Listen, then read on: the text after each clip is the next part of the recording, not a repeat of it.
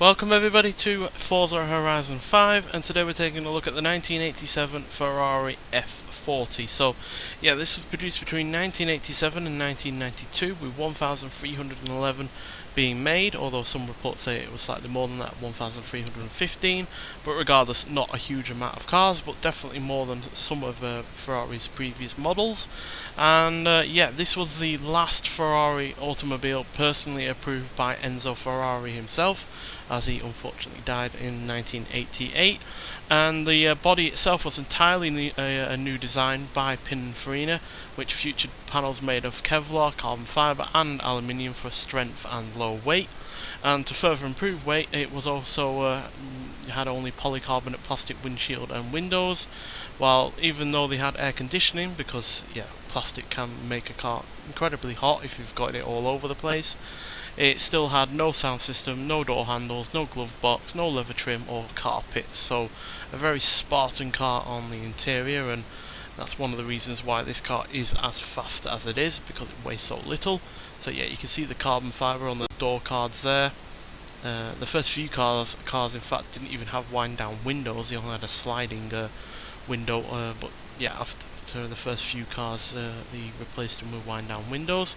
But yeah, as you can see, nothing really on the interior at all, just all your essential dials, steering wheel, gear stick, and yeah, wind down windows and your seats. That's a lot basically. So yeah, no frills interior, but plenty of frills when it comes to driving, which yeah, comes down to the fact, like I said, it weighs very little. As you can see when you strip this car back, you can see the chassis, you can see parts of the suspension, and yeah, you can see all of the inner workings of the car in some regards there. And then that gets even more extreme when you look at it from the rear. Pop it up. So yeah, as you can see, very minimalist in terms of the what it's separating the driver or the passenger from the driving experience. So yeah, very minimalist, but also that means that it only weighs 2,980 pounds. So yeah, incredibly low weight. And then you add on to that the fact that it's hardly a low powered car either, as it has 478 horsepower and 424 pounds-feet of torque from its 2.9 litre twin turbocharged V8 engine. And yeah, this would be the last turbocharged car that Ferrari would do until the California T in 2014. And yeah, to keep that power in check, it's also got double wishbone suspension. So yeah, handling wise it is really good, even though it is still only rear wheel drive. But yeah, it's also got properly thick tyres as well to keep that power in check. So yeah, as you can see, they are pretty wide. So yeah, you might be wondering why I'm reviewing this car, given it's hardly a car that we've never seen before.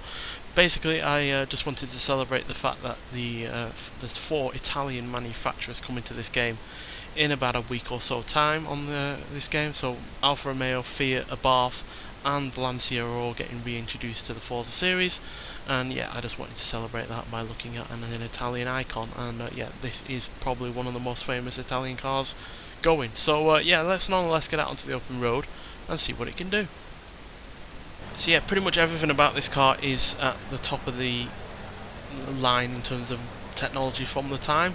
So it's not just a car that's about handling, it's not just a car about in terms of acceleration or top speed, it's about all three. And then you add on to that the looks and the general sound of the engine and everything like that. And yeah, pretty much everything on this car is turned up to 11 in a lot of ways. So yeah, let's nonetheless get down this drag strip, see how quick we can go before we hit the speed camera, and then we'll take it around the track where yeah, it's basically born to drive. Because even though this was a legal road car, it was hardly a nice car to drive on the road, as I have read in my research. There's not much rear visibility, and yeah, apparently a lot of the bodywork and the like shook around. But yeah, 141 is pretty sharpish for a car that is as old as this. But yeah, like I was saying, the bodywork would shake and rattle and squeak, and yeah, as you can see from when opening the car up, there's very little, you know, very little aspects to this car that is separating you from the road, from what the car is doing and the like. So yeah, you're basically a racing car driver in a lot of ways, which is weird when you think about it, because even though this car wasn't intended to be a racing car for the road, unlike the successor to this, the F40, I think this is more of a racing car than that F50 is, because that tried to be a Formula 1 car for the road and it just did not work, whereas this, yeah, genuinely feels like a race car for the road in a lot of ways. So yeah, top end of A class, and yeah, as you can see the stats are all fairly good. Launch isn't the best because it's dealing with a lot of power, some turbo lag no doubt, so that's why. But yeah, the braking is good, the handling is really rather solid, the acceleration is pretty good, damn good, and the top speed is great as well. So yeah, but around the track is where this car is at its best. Certainly more at home, more on the track than on the road. Based on what others have said about it, on the road I doubt this would be a fun car to drive, but let's see what it can do around the track.